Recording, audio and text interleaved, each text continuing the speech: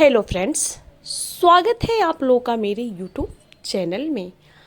आइए जानते हैं सरस्वती नदी का रहस्य।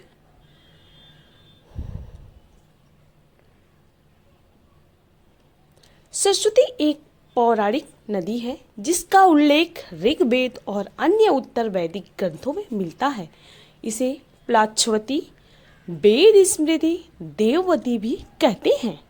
हिंदू पौराणिक कथाओं में यह नदी ज्ञान, संगीत और रचनात्मकता की देवी सरस्वती से जुड़ी हुई है।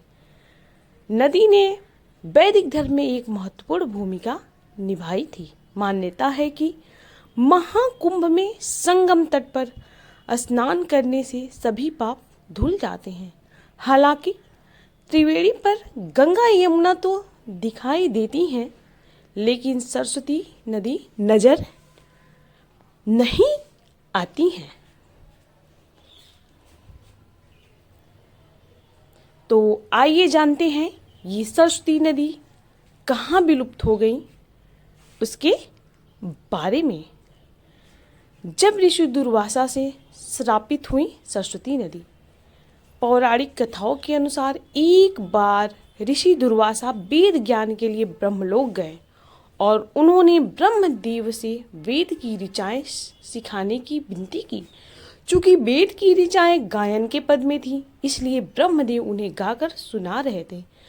सरस्वती नदी ऋषि दुर्वासा पर हंस पड़ी, मगर जब ऋषि दुर्वासा उन्हें दोहरा रहे थे तो मोटी आवाज के कारण स्वर सही नहीं लगा। इस कारण उनके श्लोक के अक्षर और श्रुतियों में बार बार गलती हो रही थी। इसे देख पास बैठी सरस्वती नदी ऋषि दुर्वासा पर हंस पड़ी। ऋषि दुर्वासा ने इसे अपमान समझ लिया और पल भर में क्रोधित होकर सरस्वती देवी को अहंकारी कह डाला। इसके बाद उन्होंने सरस्वती देवी को श्राप दिया कि उनकी स्वर और बाणी पानी की तरह बिखर जाएंगी। वह धरती पर सहज और सुलभ होकर बहेंगी। जिसके बाद सरस्वती अगले ही पल नदी में बदलकर ब्रह्मलोक से गिरकर धरती पर आ गई। धरती से कैसे विलुप्त हुई सरस्वती नदी, आइए जानते हैं। पौराणिक कथाओं के अनुसार विनायक श्री गणेश के आग्रह पर महर्षि वेदव्यास उन्हें सरस्वती नदी के किनारे महाभारत की कथा सुना रहे थे, लेकिन नदी अपने वेग में बह रही थी। बहाव के शोर के कारण महर्षि कथा नहीं सुना पा रहे थे।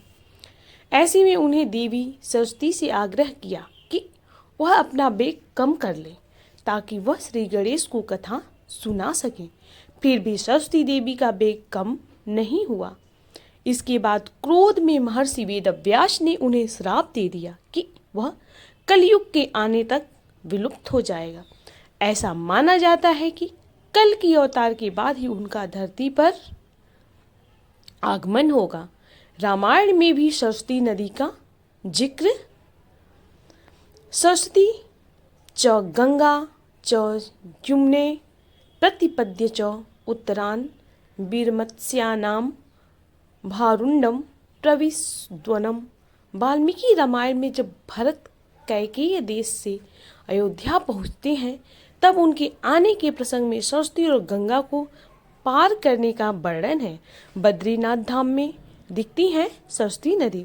बद्रीनाथ धाम के माड़ा गांव के समीप पहाड़ी स्रोतों से आज भी गर्जना के साथ सरस्वती नदी का उद्गम होता है।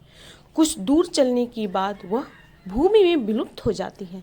नदी आज भी राजस्थान के थार मरुस्थल के नीचे गुप्त तरीके से बह रही है। शोर के कारण श्री गणेश ने सरस्वती नदी को पाताल से होकर बहने का श्राप दिया था। इस चमत्कारी जगह को देखने के लिए दूर दूर से लोग आते हैं। कहते हैं कि प्राचीन काल में तीर्थराज प्रयाग में तीनों नदियों का संगम होता था, लेकिन श्राप के बाद सरस्वती नदी विलुप्त हो गई। हालांकि ऐसी मान्यता है कि सरस्वती नदी भूमिगत होकर ही अदृश्य त्रिवेणी का निर्माण करती हैं। नदी के कुछ हिस्से अभी भी हरियाणा, पंजाब, हिमाचल प्रदेश और राजस्थान जैसे राज्यों में भूमिगत रूप से बहते हैं। तो ये थी सरस्वती नदी से जुड़ी कुछ रहस्यमयी जानकारियाँ। और ये जानकारियाँ आप लोगों को कैसी लगी? अगर अच्छी लगी हो तो इस वीडियो को लाइक करें, शेयर करें और ऐसी ही जानकारियों के लिए हमारे चैनल को प्लीज़ सब्सक्राइब करें। जय गंगा मैया।